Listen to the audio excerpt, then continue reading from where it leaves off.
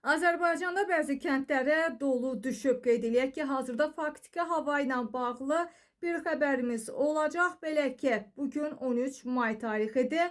Mayın 13-ü saat 18:00-dan aldığımız məlumata əsasən ölkə ərazisində bəzi yerlərdə yağıntılı hava şəraiti müşahidə olunur. Milli Hidrometeorologiya Xidmətindən verilən məlumata əsasən ayrı-ayrı yerlərdə yağıntıların intensiv xarakter daşıdığı bildirilir ki, biz mütəmadi olaraq məhz bölgələrdə intensiv yağıntıların olması ilə bağlı xəbərləri diqqətinizə çatdırırdıq. Belə ki, Lənkəran, Astara, Ağstafa, Gəncə, Daşkəsən, Bərdə, Tərtər, Naftalan, Goranboy, Göygöl, Tovuz və Şəmkirdə arabir şimşək çaxır və yağış yağır hazırda.